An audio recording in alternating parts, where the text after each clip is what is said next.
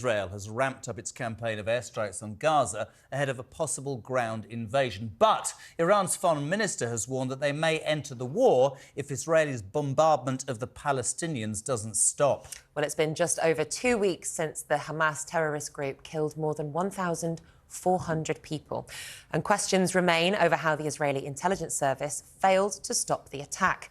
Well, joining us now is Yossi Alpher, a former agent for the Israeli intelligence service, Mossad. Yossi, we've seen the release of some US hostages released over the weekend. Do you think we can be optimistic that this will lead to more hostages being released? I doubt it, but I understand that President Biden is hoping via the Qataris and the Egyptians and perhaps other parties to arrange additional releases of hostages, and that is apparently one of the reasons for the delay of the Israeli ground offensive. I think that's the point, Yossi, and welcome to Talk today. Appreciate your time.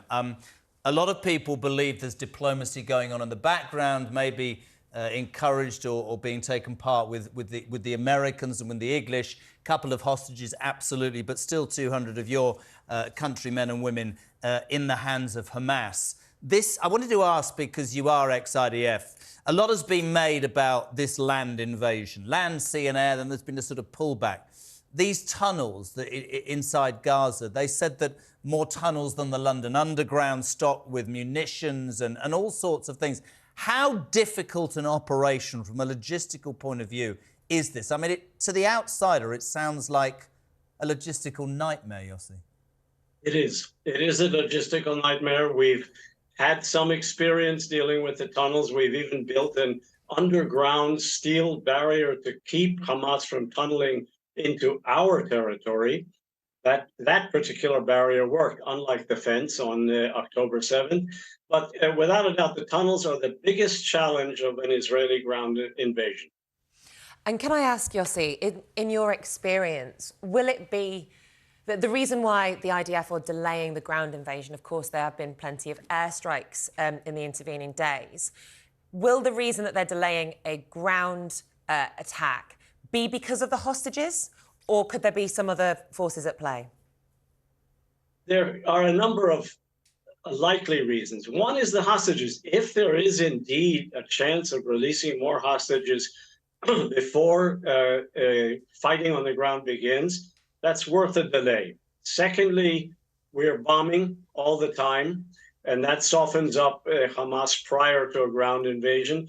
Thirdly, there's concern that when we begin a ground invasion, Hezbollah in the north, southern Lebanon, northern Israel, will join the fray in a much more heavy and serious way with their missile arsenal, with Iran backing their attack.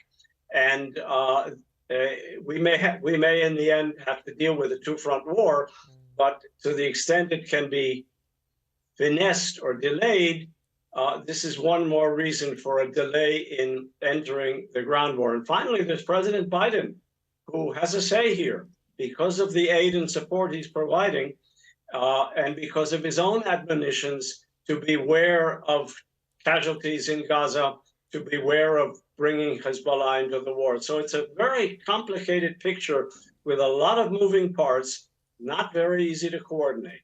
You'll see, we had somebody on the last hour who said that Israel absolutely, and I don't think there's anybody in the world would disagree, has a right to avenge what happened, but actually not avenge, actually make sure that this genocidal atrocity never happens again by taking out Hamas once and for all. In terms of your experience, in terms of the Israeli people, because I'm really keen to understand, I have many Jewish friends in this country who are terrified, genuinely terrified. But I'm talking about people actually in Israel at the moment. We talk about a bigger conflict, potentially Hezbollah. We talk about the influence of Iran. Is the Israeli people's, are their hearts strong? Are they dedicated to getting this done? Are people wavering, or are they absolutely 1,000,000% behind their prime minister and their military? I think the public is definitely behind the war effort, not only to avenge the attack of October 7th, but to restore Israeli deterrence. We were attacked on October 7th because our prime minister allowed our deterrence to look weak in the eyes of our enemies. One key purpose of defeating and eliminating Hamas is to send a message to the Arab world and to Iran that our deterrence has been restored and is strong. I would say the public is 100% behind that warning.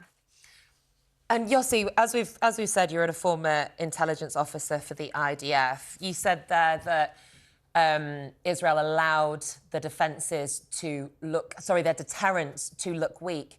But ultimately, the deterrents were weak in that moment. There obviously was lacking intelligence that meant that so many terrorists were able to make their way into Israel. What's your analysis of why that happened, considering how Israel's reputation for having one of the best intelligence forces in the world? Prime Minister Netanyahu, for 15 years, cultivated a strategy vis-a-vis Hamas of that basically said, if the people of Gaza have full stomachs, they won't want to attack us. And so the idea was via Qatar to feed money into the Gaza Strip, to employ upwards of 20,000 Gazans every day in Israel. And the assumption was that there's no need for deterrence because Hamas is more interested in building and rebuilding Gaza. This approach totally failed on October 7th. All the other failures are corollaries. The IDF clearly wasn't ready because it didn't think there's going to be an attack, because Hamas is pleased with its relationship with Israel, and so on and so forth. So you have to go back to the political, ideological approach to Hamas, radically failing before you begin to analyze the military failures, of which there were many. And unlike the prime minister, the military and the Shin Bet, which is responsible for intelligence vis-a-vis Hamas in Gaza, take responsibility for their failures. Yossi, final question. Great to have you on. Netanyahu now sort of a cross-party coalition government dealing with the war. Is he finished when this is over because of the mistakes he made? Many of us would like to think so, but he's an extremely clever politician and maneuverer. He has his own, from his standpoint, very good reasons for not taking responsibility for the failures. He clearly wants to survive this, and that's an important contrast, because the military people and the Shin Bet people who have taken responsibility, it's perfectly clear to them that they're resigning when the war is over. This is not the case with Prime Minister Netanyahu. We have a leadership deficit in Israel, not only in Israel, but particularly in Israel. And I don't dare predict what's going to happen when the smoke clears. I would like to see him take responsibility and resign. If he doesn't, I'd like to see his own party and political allies tell him to resign. But this is politics in Israel, and it's ugly. And I wouldn't dare to predict. Yossi Alpher, thank you so much for joining us this morning. Absolutely fascinating.